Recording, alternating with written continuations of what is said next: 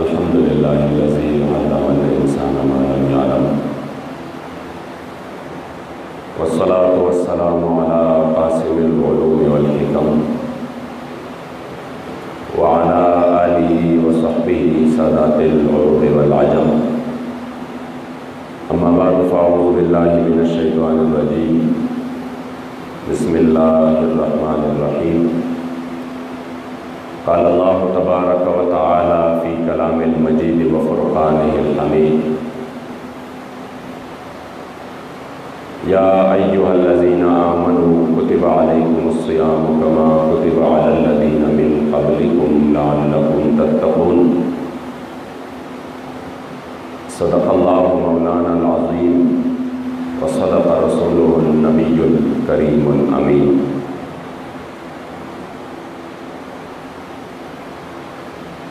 द महबूब दीदन द पारा ज़ महशर द खुशालेगम।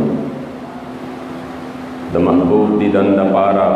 ज़ महशर द खुशालेगम चे दिलबर पकली देशी द महशर अख्तर ज़माने। द जानान प मेहमाने के बदज़ड़ वख़ी तेकड़म प मौला मिल कसम वी यशक़ी हुनर ज़माने।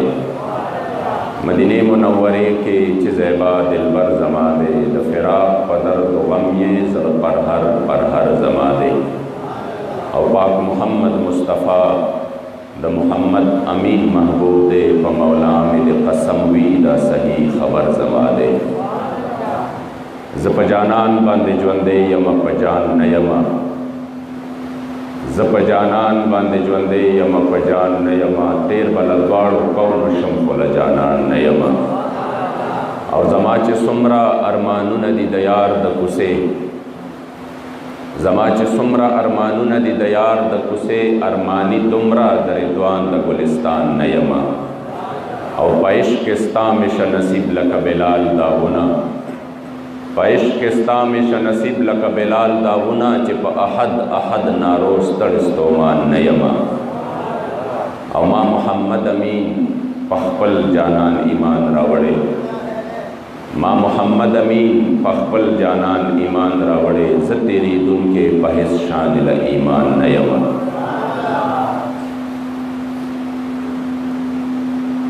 क़ाल अल्लाहु तबारक व तआला फ़ी शान नबिय्यिना मुख़बिरन व आमिरन इन्नल्लाहा व मलाइकतहु युसल्लूना अलन नबी या अय्युहल्लज़ीना आमनू सल्लु अलैहि व सल्लिमू तस्लीमा। टोल दोस्तान पर शौक़ व ज़ौक़ व मोहब्बत से दुरूद शरीफ हुआ। अल्लाहुम्मा सल्लि अला सय्यिदिना व मौलाना मुहम्मदिन अदद मा फ़ी इल्मिल्लाहि सलातन दाइमतन बिदवामि मुल्किल्लाह। सलातन व सलामन अलैका या सय्यिदी या रसूलल्लाह व अला आलिका व अस्हाबिका या सय्यिदी या रहमतल लिल आलमीन। दिल क़दरदानो बशरानो बशरानो हमज़ुर कलम चिद दुरूद सलाम द पारा आयत करीमा उनुस्तीशी बशौक़ और ज़ौक़ और मोहब्बत सरा बयानन द रमज़ानुल मुबारक दुआ माशरा शोरो शवेदा। और ज़मूंगा उस्तासो खुशकिस्मती दा कि अल्लाह राता तुमरा मुबारक म्याश नसीब कड़ा ब्यादा ईद जुमे और रज़ बांधे पदे मुबारक व सातुन की मुतासो नास्ती और दाद दुरूद शरीफ योबियल बरकत दे चे इंसान पर इकबल गुनाहगार ज़ुबान बांधे चावश पौरज़े को गुनाहुन बांधे को ग़ैबतुन बांधे ककड़वी को जदवान जहान द सरदार बांधे भी दुरूद शरीफ कोई मददवान जहान सरदार पखपल खैस्ता और कुल ज़ुबान मुबारक बांधे दगे इकबल ग़ुलाम था दगे इकबल उम्मती था मुकम्मल मुतवज्जिशी। हदीस के राज़ी मा मिन अहदिन युसल्लिमु अलैया इल्ला रद्दल्लाहु अलैहि रूही फ़अरुद्द अलैहि सलाम। जो सो कम हुई और कम ज़ैनम हुई और माँ बांधे दुरूद व सलाम कोई तो अल्लाह जल्ल जलालुहु मालदा ताक़त राकड़े दे जब पूरा तवज्जो बांधे पखपल अदा अशक सलाम जवाब वरकमा।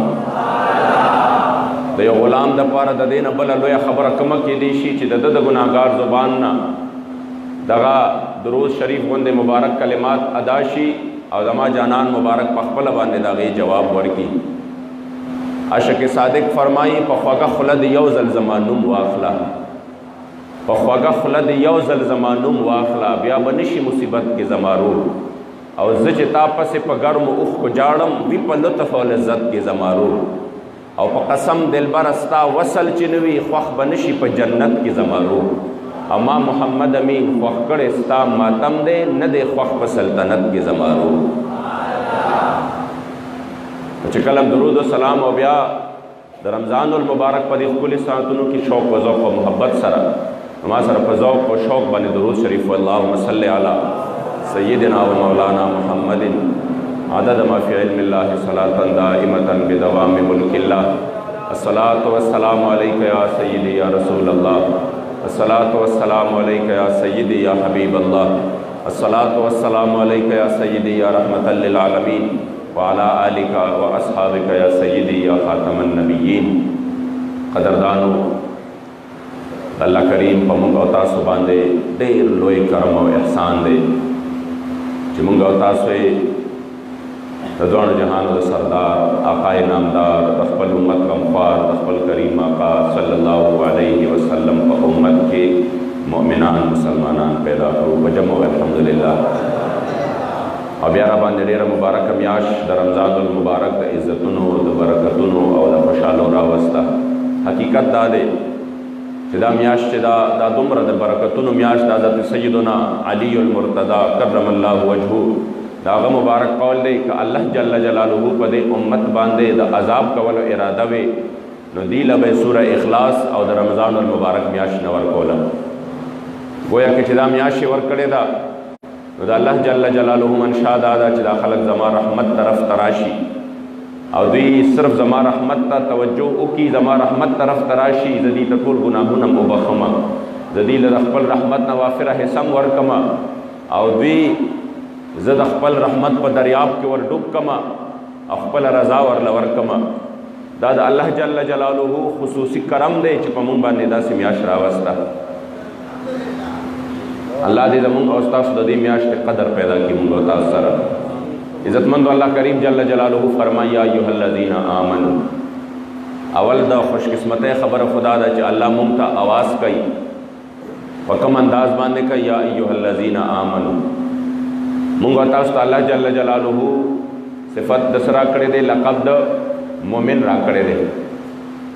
او دا د الله جل جلاله صفتی نوم دی المؤمن المهیمن العزیز الجبار المتکبر الله جل جلاله اول مونږ ته په دومره خوږ نوم باندې سکای आवाज کوي یا ایها الذین آمنوا اے مؤمنانو اے د ایمان خاوندانو کتب علیکم الصیام پتا سو باندې فرض کړی شوی دی روزه اوس دا خود الله جل جلاله شان دے شفقت دے مهربانی دا په مونږ باندې چې رب لا یزال دې دا پورې ویلی شو چې بس روزه در باندې فرض دی روزه به نیسه نو بس هغه الله جل جلاله ذات دے صمد او بے پروا ذات دے سپروای لرلا چې دې ته نور خبره وکما بس زما حکم دے او د دې حکم تابعداري وکوي او شفقت د حضور د خاطر په دې امت باندې دومره زیات دے چې ورپسې رب العزال فرمایي کما کتب علی الذین من قبلکم لکه څنګه چې ما دا روزه فرض کړې وې د تاسو نه مخکې امتونو باندې گویا کې مونږ باندې خو الله جل جلاله د روزو حکم خو راکړ خو د روزو د حکم سرا رب العزال ورپسې متصل او فرمایل د چا بدله کې دا راغلی وی چې دا روزه خو ډېرې ګرانې شي دا د سحر نه واخله تر د ماښام پورې لږه تېرول خو به ډېر ګران شي دا د ګرمۍ په سخت شدید ترین ګرمۍ کې خو به دا تند ډېره ګرانه آیا دا مشقت صرف په مونږ باندې دی دا تکلیف صرف په مونږ باندې دی الله کریم جل جلاله ورسره وفرمایل کما کتب علی الذین من قبلکم دا روزه ما په مخکې امتونو باندې فرض کړي دي نو گویا کہ اے امت محمدی څنګه چې تاسو له ما اهمیت درکړې دی په ټولو امتونو باندې فضیلت درکړې دی په ټولو امتونو باندې نو امتی بم دا سوچ کوي چې مخکې امتونو روزه نیولې ده نو زه خو الله جل جلاله د ټولو امتونو سردار امت چې کوم دی زما د مدینې منورې د جانان امت یې ګرځولې دی نو زه خو د داسې عظیم شان هستی په امت کې ما چې د هغې د خاطره یې ماله په ټولو نه لویه مرتبه را کړې ده په ټولو امتونو کې چې هغې روزې نیولې دي نو زه به څنګه روزې نه نیسم زه خو به یې خامخا نیسم چې الله مرتبه ماله لویه را کړې ده مقام او شان یې ماله لوی را کړې دی ځکه الله جل جلاله وفرمایل کما کتب علی الذین من قبلکم لکه څنګه چې مخکې ستاسو نه نورو امتونو باندې هم روژې وې. بیا انسان دلته کې سوچو کې د الله شفقت ته وګورئ چې بیا ذهن کې دا و چې یاره کېدای شي دا به ډېرې وي دا روژې به داسې چې کال پسې به یو کال بیا روژئ یا به نیم کال روژئ یا به چې کوم دی دا څو میاشتې به خدای خبر څومره به وي. الله جل جلاله فرمایل ایاما معدودات، په شمار څو ورځې دي. څومره ورځې دي دا د موږ په ځان پوه هم نه وو چې کوم دی لومړنۍ شرط تېره شوه. دغه د روژې په شمار څو ورځې دي او یقین وکړئ چې پوه به هم نه شو دا به تېرې شي. بالکل به انسان پوه هم نه شي دا روژې به تېرې شي. دومره د عزتونو برکتونو میاشت ده که انسان هر څومره هم ووایي چې زما کاروبار داسې دی، زما دا داسې، زما دا، خو یقین وکړئ یا زه بیمار یم یا ماته تکلیف دی یا روژې سختې دي یا ګرمي ده یا یخني ده، خو والله العظیم چې دا حقیقت دی چې د روژې نه خوندوره میاشت او د روژې نه بابرکته میاشت بله نشته دی. دا خوشحالی دا د الله په ذکر کې، فکر کې، د الله په عبادت کې خو یو خپل سرور دی، یو خپل خوند دی پکې، او الله په دې کې اچولی دی په دې میاشت کې هغه خوند. نو الله جل جلاله فرمایل ایاما معدودات، دا په شمار څو ورځې دي. بیا انسان وایي چې دا خو ما باندې تکلیف راځي، زه به د ګردو مریض یم، مال به وخت په وخت باندې اوبه پکاري، زه به چې کوم دی د شوګر مریض یم ډېر سخته، مال به وخت په وخت باندې خوراک پکاري، زه به داسې یم زه به داسې یم. الله جل جلاله فرمایل او که تاسو ته مرض وي او یا تاسو په سفر باندې یې نو بیا الله جل جلاله د سفر حالت کې او د مرض په حالت کې دله رخصت هم درکړی دی. او بیا دومره مهربانه ذات دی چې دام نشته چې د روژې ګرمی دی چې کوم دی په کومه ګرمی کې روژې وې 14 غنټې ورځ وه 14 غنټې ورځ وه، نو اوس بیا په یخنۍ کې د دې قضا نه راوړې، د دې قضا به په ګرمی کې راوړې. داسې هم الله جل جلاله دا قانون هم نه دی ښودلی. دا شفقت او مهرباني د الله جل جلاله ده. نو عزتمندو چې دومره لوی ذات او د هغه دومره لوی شفقتونه او په مونږ او تاسو باندې بیا د نفل ثواب په فرضو باندې فرض په اویا چند سیوا باندې بیا په خپله باندې فرمایي چې الصوم لی و انا اجزي به، روژه زما ده نیولی کېږي ما دپاره. ما درته تېره جمعه ویلي وو چې دا واحد هغه عبادت دی چې دا باطني عبادت دی، د دې پته نه لګي په ناسته مجمع کې د څو کسانو روژه ده او د څو کسانو نه ده. دا پته د چا ته هم نه لګي، نه ما ته لګي نه تا ته لګي چې د چا روژه ده او د چا روژه نه ده. مخلوق کې څومره خلک روژې نیسي څومره نه نیسي، دا د الله سره معامله ده. انسان یوازې وي په کمره کې، سخت تږي وي، د حلق اوچي اوبه ورته یخې پرتې وي او دی بیا هم هغه اوبه ونسکي،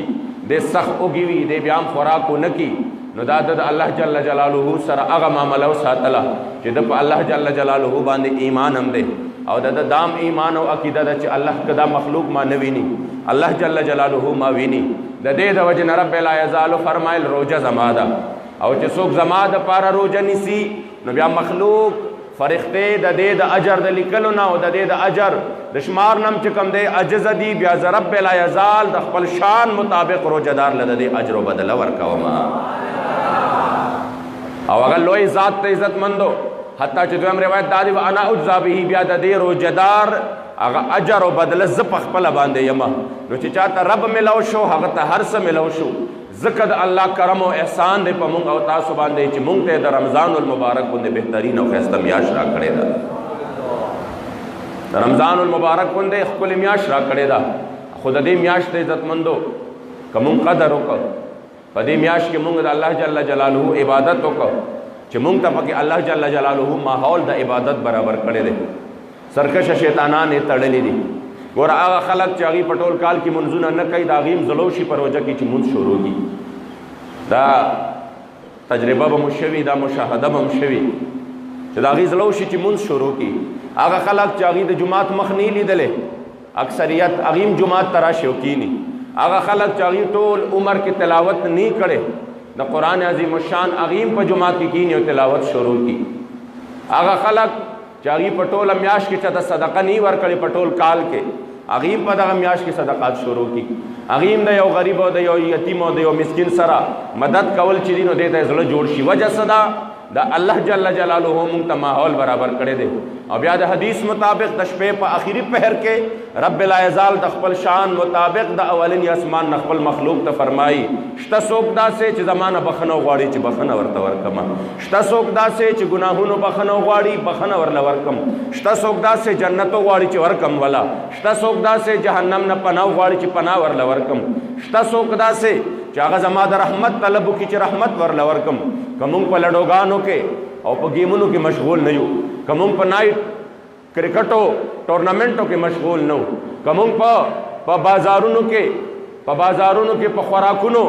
او په شغل کې مشغول تغه زمونږه مشغولتیا نه وه او د الله جل جلاله رحمت ته ملک شانتی رجوع کا. والله العظیم الله دومره لوی ذات دی. اخو بیا خبره ده چې مونږ ته یو ځل یو څیز وغواړو او را نه شي مونږ ته ښکاره طور باندې هغه میلو نه شي. خلک وایي دا سویم ورځ د یار وظیفې کوم هم اثر نه کوي، دعاګانې کوم هم اثر نه کوي. حالانکه دعا چې دا ځان له یو عبادت دی. اثر نه اثر کول رست جدا خبره ده. انسان چې دعا کوي دا دعا په خپل باندې یو عبادت ده. حتی حدیث کې راځي الدعاء مخ العباده یا الدعاء هو العباده. دا دعا چې دا عمده عبادت ده او بیا د عبادت مغز ده چې انسان دعا کوي قبل دل او نه قبل دل رست خبره ده. د ټولو نه اول الله اجر په دې باندې ډیر زیات ورکوي. او د دعا د قبولیت چې ده علما سو صورتونه بیانوي. کله خو فورا قبول شي ته ښکاره ووینې زما دعا دا قبول شوه، او کله داسې وي په هغې کې الله حکیم ذات دی. د دې بنده دپاره دغه شی په دغه وخت کې ښه نه نو الله جل جلاله په هغه څه چلو کي، هغه دله هغه څیز په تاخیر باندې ورکي، رسته ورله ورکي چې د ده په حق کې هغه فیصله د الله جل جلاله د ده په حق کې بهتره وي. او دریم دا چې د باندې یو غټ مصیبت را رواني، یو لوی مشکل را رواني دی چې دعا وکړي د الله جل جلاله نه وغواړي په هغه دعا باندې الله جل جلاله د ده نه هغه مصیبت ختم کړي، د ده نه هغه مشکل ختم کړي. عزتمندو دعاګانې ډېرې کوئ، ځان ته کوئ، خپلو بچو ته کوئ، خپل قوم ته کوئ. دعا چې دا یو ډېر لوی څیز دی. بیا بالخصوص د رمضان المبارک په دغه وخت کې چې کله انسان افطاری ته کینی، په دغه وخت کې چې الله فخر کوي د ملائکو په مجلس کې، د ملائکو په وړاندې په خپلو بندګانو باندې رب لا یزال چې کله دا بندگان کینی د لوږې او د تندې په حالت کې او دوی ته ښه زړه کېږي د ټولو انعاماتو ته، خو چې تر څو د الله حکم نی راغلی دې ترقې وخته پورې د دې له لاس نه وړي. الله جل جلاله ملائکو ته وایي ملائکو وګورئ زما بندگانو ته، وګورئ زما بندگانو ته څنګه وږي دي، څنګه تږي دي، خو چې زما آرډر نه دی راغلی، زما حکم نه دی راغلی، زما حکم ته متوجي دي، نه خوراک کوي نه څښاک کوي. په دغه وخت کې د الله دریاب د رحمت په جوش کې وي چې دغه وخت کې انسان دعاګانې وغواړي، دا دعا الله جل جلاله خامخا قبلوي. او بیا عزتمندو چې انسان ته دا درې واړه صورت اړو په دنیا کې میلاو نشو، نو یو صورت بیا هغه دی چې دا الله جل جلاله د ده دپاره په آخرت کې سنبال کړي. چې کله دې په آخرت کې د ده کم ټیم کې ضرورت وي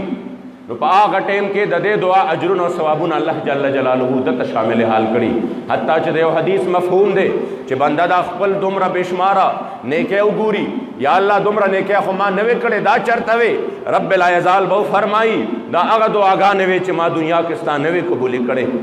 دنیا کې مې نه وې قبولې کړې، د هغې اجر مې تا دپاره دلته ساتلی او نن ستا دلته په کار رالی. دا بنده به عرض وکړي یا الله کاش چې زما یو دعا هم دنیا کې نه وي قبوله شوې او ټولې دعاګانې تا ماله دلته ساتلې وې نو دلته خو ما ته د هغې ډېر لوی خیر میلاو شوی وي.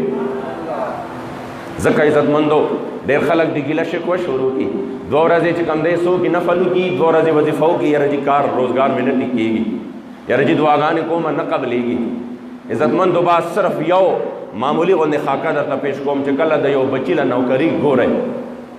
نوکری ګورئ چې کوم انسان ته متمه وي چې دی براله نوکري ګورئ، اول ورسره کوټونو کې منډې ووهئ شپې او د ورځې وهئ ورسره که نه وهئ. بیا د هغې نه پس هغه چې کوم دی په هغه کوټونو کې د هغه دپاره خرچې، د هغه دپاره تکلیفونه، د هغه زه یو شانتې دیرې ته ځې او راځې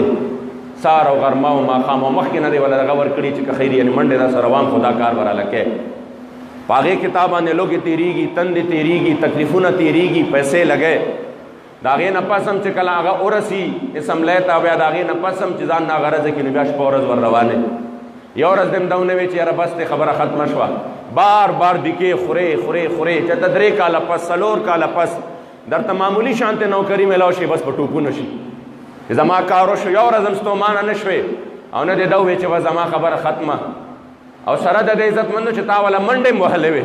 نو دلته اول لږ سوچ وکړه چې کوم خالق ته بار بار ناراضه کوې، کم خالق ته بار بار خفه کې، بار بار داغه حکم عدولی کې، داغه د احکامو نه انکار کې، داغه باوجود بیا هم راشي بیا هم ورته لاس سوچت کې، خو داغه سخا دومره ده داغه کرم دومره دی داغه مهرباني دومره ده تا سل کاله ناړه مې وکړې ګناهونه دې وکړه چې صرف یو پیرې دی وي یا الله جل جلاله او یا پیرې دی بنده ته وي زما بنده وایه سره نه غواړې چې درکمه درله دا د حدیث مفهوم دی زما محبوب فرمایي زما رب دومره غیور دی او دومره چې کم دی زما رب څه دی د هغه رحمت دریاب په جوش کې دی چې بنده چې کم دی په یو قدم ورځي الله جل جلاله ته الله ورته 2 قدم راځي یعنی د قدم نه مراد دا دی چې الله د اغنا یعنی الله خو د جسم نه پاک دی خو مطلب دا دی چې الله جل جلاله هغه چې څه غواړي او هغه توجه هغه الله جل جلاله د هغې په ډبل باندې ورکوي دا څه دي عزتمندو دا د الله جل جلاله رحمت دی نو بیا په دې مبارک میاشت کې د الله جل جلاله رحمت چې دی نو دا د دې د دریاب چې دی دا په جوش کې دی بس صرف اور صرف دا چې مونږ د دغه دریاب د رحمت دپاره الله ته رجوع وکړو مونږ د دغه دریاب د رحمت دپاره د الله جل جلاله در ته رجوع وکړو او مونږ چې کوم دی څه وایو چې یا الله مونږ ځان باندې ظلم کړی دی مونږ ګناهونه کړي دي مونږ په ګناهونو باندې ککړ یو یا الله کریم جل جلاله بل در مو نشته اوس مو ستا در ته رجوع کړې ده جماعت کې ناست یو اعتکاف ورځې را روانې دي الله جل جلاله ته پرېوځو سړی نه چې کله څوک چا کار نه کوي یا چېرته قرضدار یي چې قرض نه درکوي سړی لاړ شي زه وایي پرېو به ځم درته نو هغه چې کوم دی بیا وایي یاره به دا سړی خو راته پرېوته اوس به ول خامخا دا قرض ورکومه چې کله انسان خپل ځان الله ته ورسپاري جماعت کې باس یا الله زه پرېوتم دلته نو الله ډېر غیور ذات دی هغه ورځې د اعتکاف هم را روانې دي کوشش وکړئ د اوسنه نیت او اراده وکړئ چې مونږ به اعتکاف هم کوو دا د دنیا ژوند دی والله العظیم که د دې دغه څیز دا چې کوم دی داسې دا خوشبه ورځ باندې دا مشغولیت سیوا کېږي چې په زور باندې د ځان اوزګار نه کوو اوزګارېدل سره شته دی نه او تاسو ته پته ده چې کوم انسان نه دا میاشت داسې تېره شوه د الله د رحمت ځان قابل جوړ نه کړ زما کریم آقا مبارک والا دعای ضرر کړې ده چې د الله د رحمت د دریاب نه هغه انسان لرې شه او هلاک شه چې چا باندې دا مبارک میاشت راغله او هغه په دې کې د الله د رحمت قابل ځان جوړ نه کړ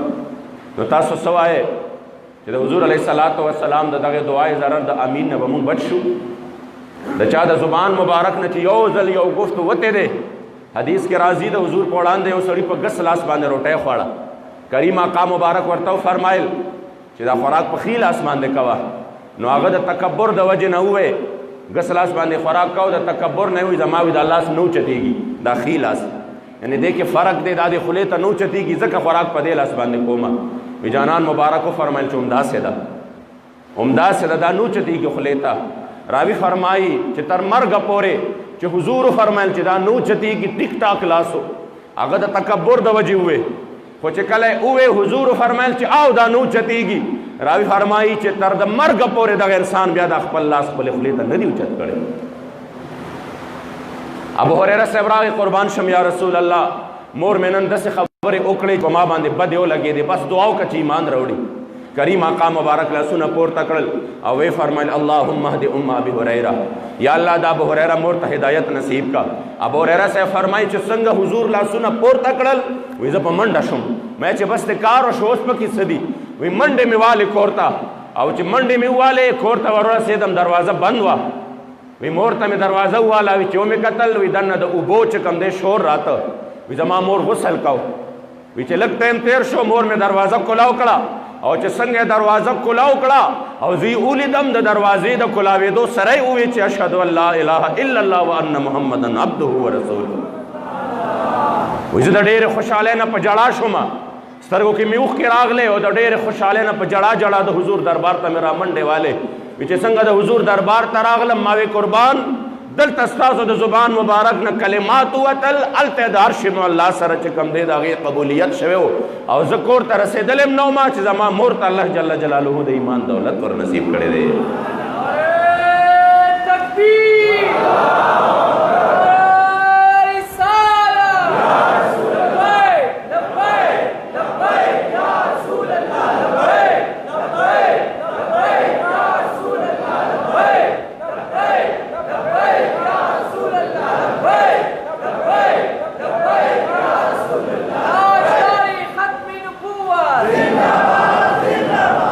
عزتمندو د دې میاشتې قدر وکړئ دا په ټورنمنټونو باندې دا په کرکټو باندې دا په فضولیاتو باندې ضایع نه کړئ د د دې دا مبارکو ساعتونو قدر وکړئ چې الله کریم جل جلاله زموږ په حال باندې رحم وکړي. حالات تاسو ته پته ده ډېر ګډوډ روان دي، ډېر بل طرف باندې روان دي. مسلمانان انتهایی کرب او سختو تکلیفونو حالت کې دي. زمونږ د تاریخ لبیک یا رسول الله رکن شورا تللی دی شام ته. یقینو که هغه بار بار ویډیوګانې را لېږي د شام د مسلمانانو د وطن مکمل شام لوټي لوټي پروت دی. دا هغه ځمکه ده چې دې کې د بېشمار انبیاء کرامو مسکن او مدفن تېر شوی دی. دې ته حضور دعا کړې وه. حقه د شام ځمکه لوټي لوټي پرته ده او دا د حضور حدیث دی چې کله شام کې بدامني راغله نو د دې اثر به په ټوله دنیا باندې راځي. دا ځکه زمونږ په یو ځای کې مو سکون او دغه نشته.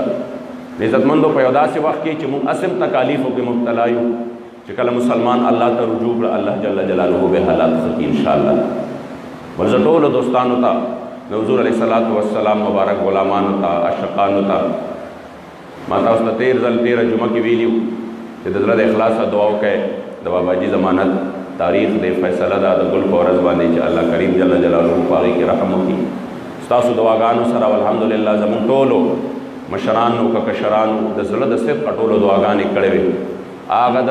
امت مسلمه هغه حقیقي لیډر او هغه د حضور علیه السلام د عزت او د ناموس نر او نډر سپاهي چې چا باندې نیمې میاشتې 15 میاشتې او 15 ورځو نه زیات یعنې 20 ورځې نیمې میاشتې په چا باندې حکومت هر ظلم و جبر وکړه. هغه ورځ چې استاد صاحب را رها شو منبر باندې په خپله باندې ووې وي دا خو د الله کرم دی چې زه ستاسو په وړاندې باندې نن ناست یم. یعنې کوم ظلمونه چې دوی کړي دي په هغې ظلمونو کې زه دلته د راتلو نه وم. دا خاص د الله کرم دی چې زه نن ستاسو په وړاندې باندې ژوندی دلته یم. د هغې باوجود د خپلو اسلافو د هغې تاریخ چې کوم دی مونږ او تاسو مخې ته بیا را مخامخ شو. په خوله ویل خو ډېر اسان دي چې زه داسې کوم او زه مالم قربانوم او زه جانم قربانوم او زما هر سم قربان دي زما بچیم قربان دي. خو عزتمندو د دې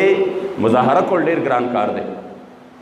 کله چې انسان باندې دا شی راشي بیا هغه ته پته لګي چې د دې څه مسله خو الحمدلله د حضور دغې غلام په معذور وجود باندې چې خپې چې کوم دی کار نه کوي په خپله پاسېدیم نه شي. په دغې معذور وجود باندې د حکومت ټول حکومت د ریاستي ظلم و جبر په نیمې میاشتې برداشت کړې. خو الحمدلله د حضور د عزت او ناموس باندې سوداګري ونه کړه. یو سکنډ هم داسې چې کوم دی تېر نه کړ چې په هغې کې ګیله او شکوه کړي چې زما کارکنانو زم ولې رها نه کړم.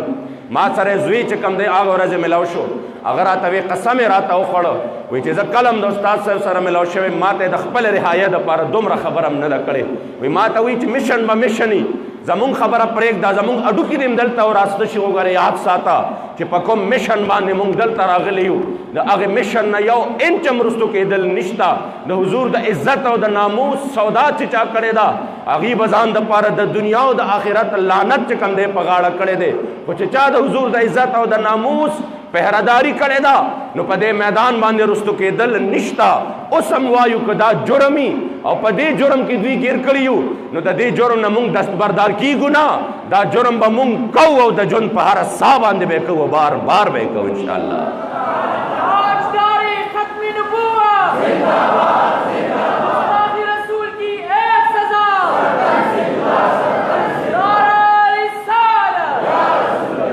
ستاسو دعا سره الحمدلله اول ورځ باباجي چې دې تشریف راوړی دی زه ول شپې تللی وم یو عجیبه منظر و د لیدو پورې تعلق ساته د حضور غلامانو په روژه کې چې کوم د حضور عاشقان راغلي وو. بس ما هغه وخت کې صرف اور صرف ذهن ته مې دا یو خبره راغله او هغه دا چې عزت چې الله جل جلاله ایښودلی دی ای د حضور مبارک په قدمونو کې ایښودلی دی. بله خبره نشته. عزت الله د حضور قدمونو کې ایښودلی دی. ځکه د روژې په میاشت کې سیاسي پارټۍ چې وي دا په استقبال باندې کروڑونه اربونه روپۍ خرچ کوي. خلک چې راوځي او بیا روژه کې خلک راوتل او دلته داسې چلو چې د مشرانو دا دغه چې خلک راونه ځي لوی غوبل به جوړ شي. یقین وکړئ که باباجي دوی په پټه نه وې راوستی نو په دغه ورځ زما یقین نه و چې تر پښمني پورې باباجي کور ته رارسېدلی وي. یو داسې حالت جوړ شوی و. دا ټول چې الله جل جلاله دا دومره عزتونه یې ښودلي دی د حضور د در په خاورو کې یې ښودلي دي. نو موږ د باباجي عظمت ته لکو سلامونه پیش کوو او چې کوم کار دی وکړو زه ګوایم د دې خبرې ګوایم په دې مذاکراتو کې بنفس نفیس زه ناست وم او هغه هسې عملونه چې هغې باندې د 2 کوټو فیصله راغلې وه د های کورټ او د سیشن او هغې باندې چې کوم دی دا فیصله کړې وه چې دا واجب القتل ده او هغې اعتراف جرم کړی و.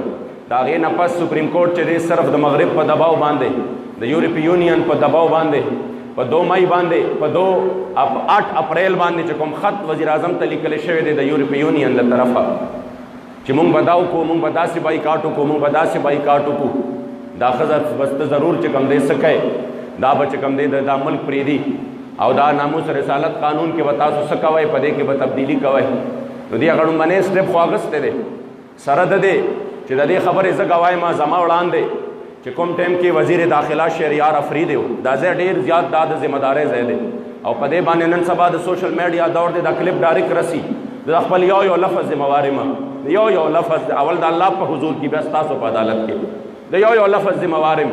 چې د شهریار افریدی چې دا وزیر داخله دی وو، همدارنګې سیکرټري انټیریر وو، ورسره چې کوم دی وفاقي وزیر جناب ډاکټر محمد نور الحق قادری صاحب وو، همدارنګې یو بل سرکاري وزیر هغه مې ذهن نه وته هغه وو، ایڈمنسټریټر اکثریت ناستو، همدارنګې چې کوم دی یعنی یو لوی د مذاکراتو ماحول جوړو او په هغې کې زما په وړاندې باندې چې مونږ هم په دې خبره باندې چې مونږ سره په کومه خبره معاهده شوې وه چې دا ښځه به مونږ بهر ته نه لیږو، د دې نوم به په ACL کې اچو، لارجر بینچ به جوړو، په هغې کې به شرعي عدالتونو نه چې کوم دی څه کوو، هغې کې به شرعي عدالتونو نه په هغې کې ججان اخلو، علماو نه به په دې کې معاونت اخلو. زما په وړاندې باندې د 100 پیرې دا لاس ځمکې له یوړه، دا د هغه انداز دی چې درته ووایم، دا لاس به داسې ځمکې له یوړه هلته او وی به چې دا تاسو څه خبره کوئ، تاسو بار بار مونږ ته ولې دا وایئ چې دا به بهر ته نه ځي، دا به بهر ته نه ځي. وی به چې دا خبره مونږ ته کوئ نو ګورې مونږ دا ولې مونږ مسلمانان نه یو چې تاسو مونږ ته بار بار دا خبره کوئ. د قسمونه خوړل، قسمونه او هغه کلمات ما ته اوس هم یاد دي چې د په دې خوله باندې دا وی چې آسیا اگر باہر جائے گی وہ ہمارے لاشوں سے اوپر گزرتے ہوئے جائے گی. وی که دا بهر ته ځي دا به زمونږ د لاشونو د پاسه ځي چې مونږ ژوندي یو دا کار نشي کېدی، چې مونږ ژوندي یو دا بهر ته نشي تللی، چې حکومت تر څو پورې د PTI وي دا بهر ته نشي تللی. دا د دې الفاظو د دې به وفاقي وزیر صاحب هم د دې ګواهي ورکړي، هغه ما سره خوا کې ناستو، د دې به چې کوم دی څوک د دې به چې کوم کسان هلته ناستو، حتی چې نور الحق قادري صاحب هم د دې ګواهي ورکړي چې هغه مبارک ما سره خوا کې ناستو او هغه دا ووې چې دا ستاسو ما دلته چې دا بیټک کړی دی دا د دې دپاره چې ستاسو په دې خبرو به مونږ پوره عمل کوو. افسوس دا دی صرف د مغرب په دباو باندې، صرف د مغرب په دباو باندې د حضور د عزت او د ناموس سودا وشوه او بیا عزتمندو د تحریک لبیک یا رسول الله حقانیت د نور نم زیات واضح شو. او څنګه واضح شو چې کله دی ضمانت مونږ د باباجي کېښوده، نو ضمانت کې دومره تاریخونه نه بدلیږي، نه دومره میاشتې په هغې کې تاریخونه چلیږي. دا نن تاریخ، هفته پس تاریخ، هفته پس تاریخ، هفته پس تاریخ. د څه دپاره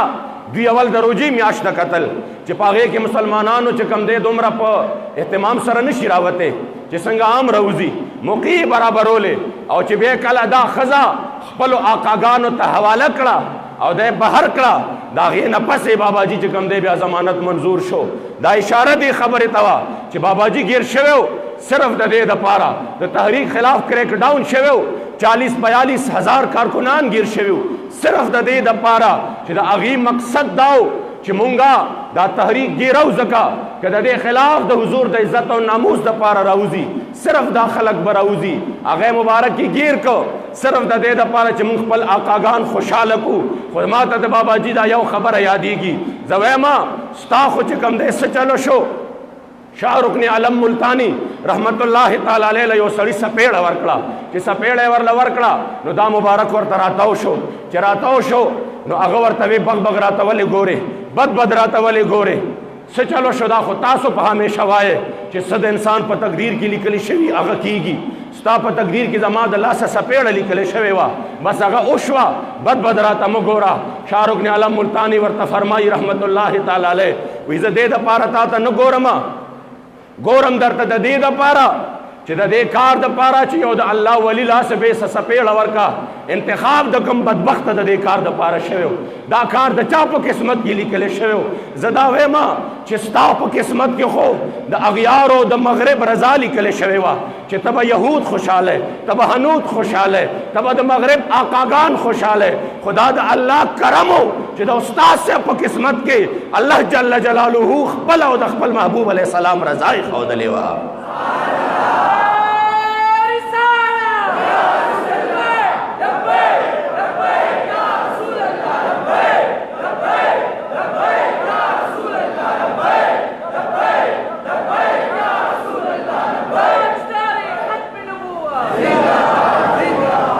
ځکه عزتمندو اره خبرې کې یو ټرن نشي اغسته کېده اره خبرې د یو ټرن والا نوي دا د حضور د عزت او ناموس خبره وا دې کې نه ټرن شته نه یو ټرن شته دې کې اسم نشته د حضور د عزت او ناموس خبره دا چې تن زی زیبا مال زی زیبا جان زی زیبا پلار چې کم دې بیلیږي با رور بیلیږي با مخلوق خفقیږي با خو د حضور د عزت او د ناموس د مسلې نه رستو کېدل شته دی نه دې کې چې کم دې سنشتا دې کې دا چې دا بس واده خلاف دا عام واده خلافي نه ده د دې ډېر حساس نوعیت دی چې کوم لویه دوکه دوی د تحریک لبیک یا رسول الله سره وکړه قسم په ذات د خدای چې دی په ورځ د محشر باندې د الله په حضور کې مجرمان دي او دی په دغه دنیا کې موتا تر همیشه د پاره مجرمان شو په تاریخ کې مجرمان شو نسل در نسل مجرمان شو چې چا پکې دومره حصہ وټول مجرمان دي په دې کې زکه دا وېما چې پکار دادا چې هر مؤمن مسلمان په خپل ځل کې دا خبره یادې کی چې دا کوم عظیم واده خلافی دی وکړه او هغه کې علما بشمار په جیلونو کې ورواچول چې هر انسان د اذان سره یاد کی او آینده د پاره د داسې خلکو نه ځان وساتي آینده د پاره مکمل توګه باندې د داسې خلکو نه ځان وساتي ځکه عزتمندو د دین اسلام د پاره یو داسې زهر را خوار شوی دی دا چې الله کریم جل جلاله دې زموږ په حال باندې رحم او کرم وکړي تاسو د ټولو دعا وا ان شاء الله میشن به جاری وساري وي بابا جی چې د کوم میشن د پاره دومره تکلیفونه تیر کړه ان شاء الله موږ به د هغه میشن د پاره شپه ورځ چې کوم د خیر په میدان کې یو رسو کېدو والا نه یو په یو صورت کې تکلیفونه مصیبتونه د 500 پړي